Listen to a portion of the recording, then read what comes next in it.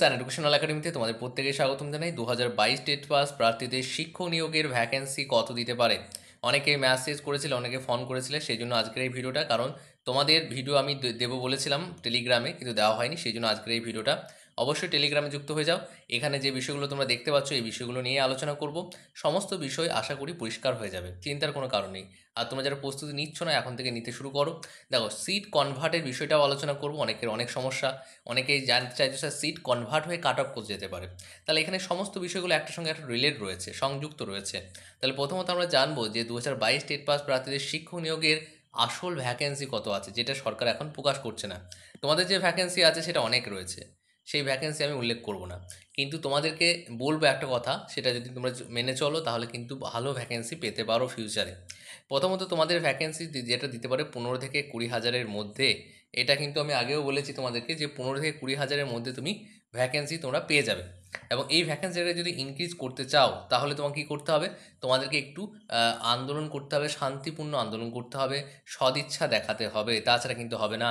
একটা ভালো সুযোগ আছে, সামনে ভোট আছে, প্রেশারে রয়েছে, সব দিক থেকে যদি দেখো তাহলে অবশ্যই 15 থেকে 20 হাজারের মধ্যে ভ্যাকেন্সি থেকেও বেশি ভ্যাকেন্সি তোমরা পাবে। কারণ বিভিন্ন জায়গায় ভ্যাকেন্সি কালেকশন চলছে, আর যতটা আমাদের কাছে আপডেট রয়েছে ভ্যাকেন্সি ভালো রয়েছে।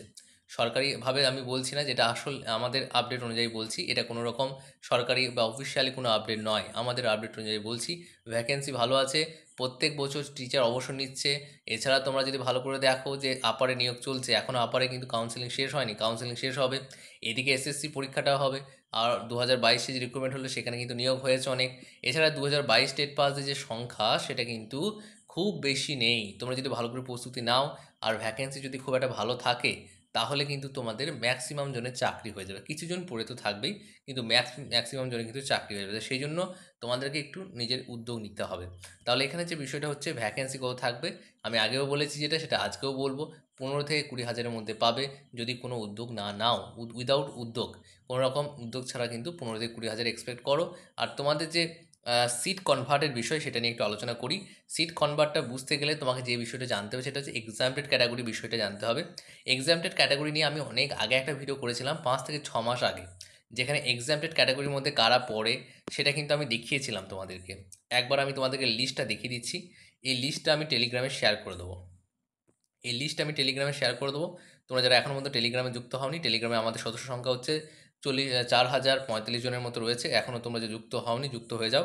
দেখো, প্রথমত এক্সামটেড ক্যাটাগরি কারা হয় সেটা একবার দেখে নেবে।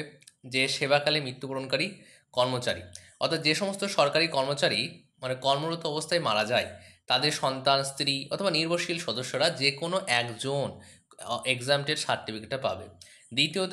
দ্বিতীয়ত হচ্ছে অক্ষম হয়ে যাওয়া, অর্থাৎ যেসব সরকারি কর্মচারীরা গুরুতর অসুস্থতার কারণে স্বাভাবিক সময়ের আগে অবসর হয়ে যান, তাদের পরিবারের সদস্যরা এই তালিকায় অন্তর্ভুক্ত হয়। তৃতীয় নম্বর কারা পায়?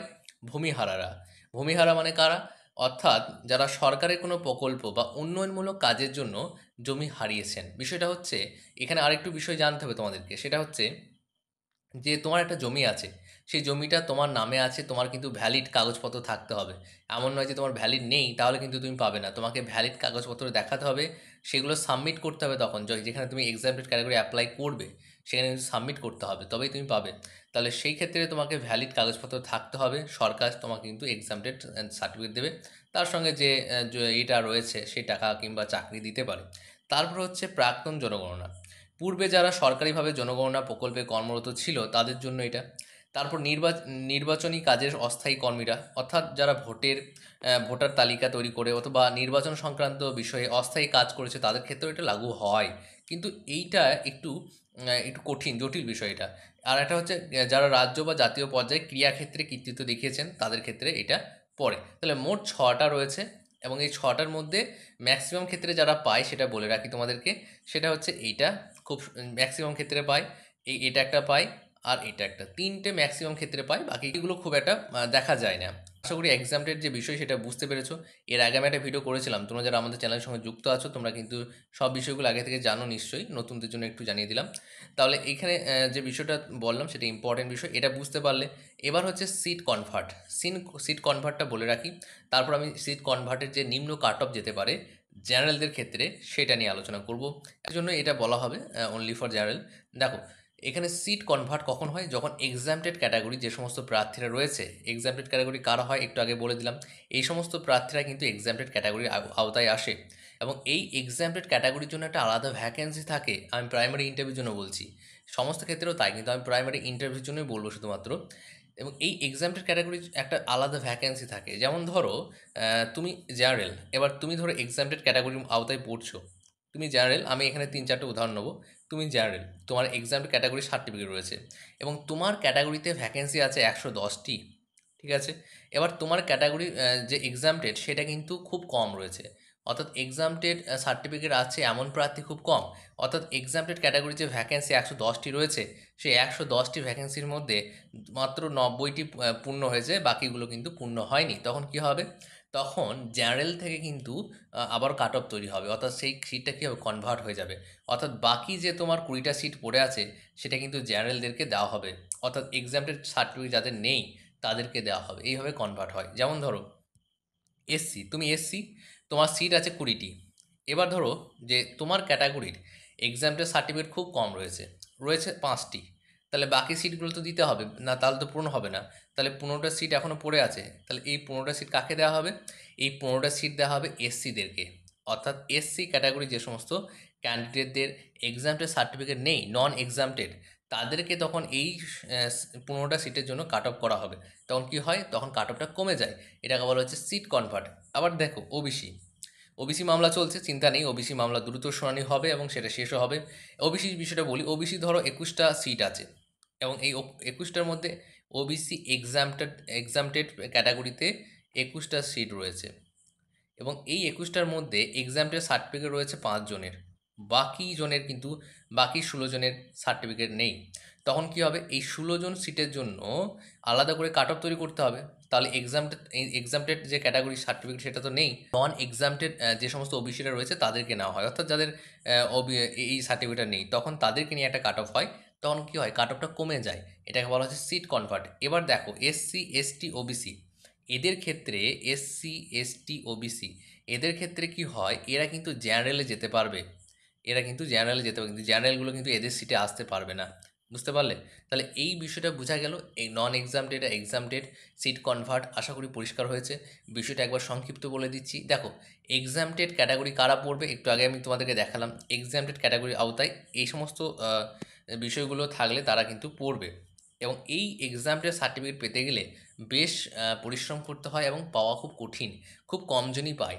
কিন্তু এক্সামটেড ক্যাটাগরির যে সিট সেটা কিন্তু ভালোই থাকে। তো সেই সিটগুলো তো পূর্ণ হয় না, সেই সিটগুলো তো পূর্ণ করতে হবে। তাহলে সেই সিটগুলো পূর্ণ করার জন্য কী করা হয়েছে? সেই সিটগুলো পূর্ণ করার জন্য কনভার্ট করা হচ্ছে। এক্সামটেড ক্যাটাগরির যে কেউ হতে পারে, এসসি হতে পারে, এসটি হতে পারে, জেনারেল হতে পারে, ওবিসি হতে পারে। এবং এখানে কনভার্টটা কীভাবে হয় সেটা বললাম, আশা করি বুঝতে পেরেছো, নাহলে ভিডিওটা অনেক বড় হয়ে যাবে। তাহলে এক্ষেত্রে জেনারেলে যে কাট অফ যাবে, আগেরবার গিয়েছিল 29.5 জেনারেলে কাট অফ গিয়েছে। এবারে কত যেতে পারে? এবারে আমাদের অ্যানালিসিস অনুযায়ী এবারে যেটা যেতে পারে 31 যেতে পারে, যেটা 31 তোমাদের জেনারেল কাট অফ যেতে পারে, যেটা সিট কনভার্ট হয়ে 31। তাই প্রস্তুতি ভালো করে নাও, কারণ কেন বলছি দেখো, দেখো এখানে মোট কতজন প্রার্থী ইন্টারভিউতে অংশগ্রহণ করবে সেটা ইম্পর্টেন্ট, সেই অনুযায়ী বলছি কাট অফ কিন্তু ৩১ সিট কনভার্ট হয়, এটা ধরে রাখো। বেশি কমবে এটা আশা করো না, কারণ জেনারেলদের কাট অফ অনুযায়ী কিন্তু SC, ST, OBC cut off বুঝতে পারছো কেমন যাবে, সিট কনভার্ট হয়ে একটু কম যাবে, কিন্তু জেনারেলদের কাট অফ ৩১ যাবে।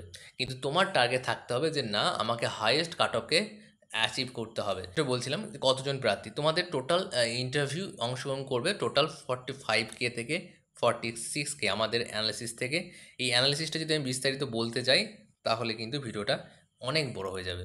এটা নিয়ে একদিন আলাদা একটা ভিডিও করব, আমি জাস্ট তোমাদেরকে জানিয়ে দিলাম। আর ভ্যাকেন্সি যদি ১৫,০০০ দেয় মিনিমাম ধরলাম, তাহলে সেই ক্ষেত্রে তোমাদের একটা সিটের জন্য ৩ জনের লড়াই হবে, ৩ জনের লড়াই। অর্থাৎ ৩ জন প্রার্থী, এবং ৩ জন প্রার্থী কিন্তু যদি ভালো হয়, অর্থাৎ তাদের একাডেমি যদি খুব ভালো হয় কিংবা তাদের যদি ইন্টারভিউ খুব ভালো দেয়, সেক্ষেত্রে কিন্তু একজন চাকরি তো অবশ্যই পাবে, দুজন পাবে না। সেই দুজনের মধ্যে কে হবে সেটা কিন্তু ইম্পর্টেন্ট বিষয় নয়, সেই ইম্পর্টেন্ট বিষয় হচ্ছে একটা সিট কে নেবে। তাই একটা সিট নেওয়ার জন্য তোমাকে এখন থেকে ভালো করে প্রস্তুতি নিতে হবে। বেশ, তাহলে আজকে এই বিষয়গুলো আশা করি ক্লিয়ার হয়েছে, সিট কনভার্ট বিষয় ক্লিয়ার হয়েছে, ভ্যাকেন্সি নিয়ে আমি আগে বলেছি, এখনও বলছি, কতজন প্রার্থী নিয়ে বিষয়টা বলে দিলাম, ৪৫ থেকে ৪৬ আমাদের ক্যালকুলেশন অনুযায়ী বলছি। নিয়ে একটা ভিডিও করেছিলাম কিছুদিন আগে, বলেছিলাম এনআরএস যে ডকুমেন্ট ভেরিফিকেশনে যে ১২টি ডকুমেন্ট সেটা সাবমিট করতে না পারলে তারা কিন্তু শিক্ষক নিয়োগের আওতায় আসবে না। তাদেরকে কিন্তু শিক্ষক নিয়োগের যে রিক্রুটমেন্ট প্রসেস সেটা কিন্তু অংশগ্রহণ করতে দেওয়া হবে না। সেটা বলেছি। বেশ, তার আগে গুরুত্বপূর্ণ বিষয় হচ্ছে আমাদের চ্যানেলের পক্ষ থেকে বইগুলো লেখা হয়েছে, তোমরা দেখতে পাচ্ছ। প্রাইমারি ইন্টারভিউর জন্য খুবই গুরুত্বপূর্ণ। এই বইগুলো তুমি যদি পারচেজ করতে চাও করতে পারো। হার্ড কপির বই বাড়িতে পেয়ে যাবে। এখানে তুমি যে হার্ড কপি দেখতে পাচ্ছ এই টাইপের পেয়ে যাবে। হার্ড কপির বই বাড়িতে পেয়ে যাবে। এখানে তুমি যে নাম্বারটা দেখতে পাচ্ছ এই নাম্বারে তুমি কন্ট্যাক্ট করতে পারো, হোয়াটসঅ্যাপে মেসেজ করতে পারো। আর একটা গুরুত্বপূর্ণ বিষয় হচ্ছে বলে রাখি প্রত্যেকে, শারদ উপলক্ষে যে শারদ সংকলন 2025 প্রকাশিত হতে চলেছে।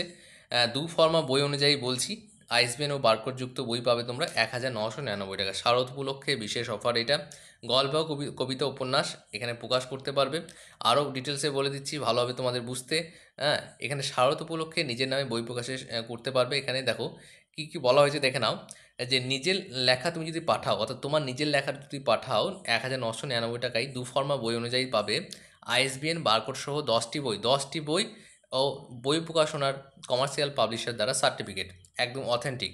তারপর হচ্ছে লিখতে যদি না পারো, আমাদের ঘোস্ট রাইটিং পরিষেবা রয়েছে। ঘোস্ট রাইটিং পরিষেবা মানে হচ্ছে তুমি লিখতে পারছো না, তুমি অন্য কাউকে দিয়ে সেটা লিখে নিতে পারো, সেই পরিবর্তে উনি কিন্তু চার্জ করবেন। তাহলে সেটা যদি তুমি করো তাহলে আইএসবিএন বারকোড সহ তিনটে বই পাবে এখানে, আর বই প্রকাশনার সার্টিফিকেট পাবে। এছাড়া তুমি যদি আমাদেরকে বেছে নাও তাহলে আমাদেরকে কেন বেছে নেবে, অর্থাৎ কেন আমাদের কাছে বই প্রকাশ করবে, সেটা একটু বলে রাখি। যে আমাদের যে ইউটিউব চ্যানেল রয়েছে, এছাড়া আমাদের অফিসিয়ালি অন্য চ্যানেলও রয়েছে। সেখানে কিন্তু তোমাদের বইয়ের প্রচার করা হবে, অর্থাৎ তোমাদের বইগুলোর মূল্য থাকবে এক্ষেত্রে 70 টাকা করে। তোমাদের বইগুলো যদি বিক্রি হয় তুমি কিন্তু টাকা পাবে লাইফ টাইম। এছাড়া অ্যামাজন, ফ্লিপকার্টে বিক্রির বিজ্ঞাপনও দেওয়া হবে, অর্থাৎ এটা একটা প্যাসিভ ইনকামের মতো তোমার হতে পারে।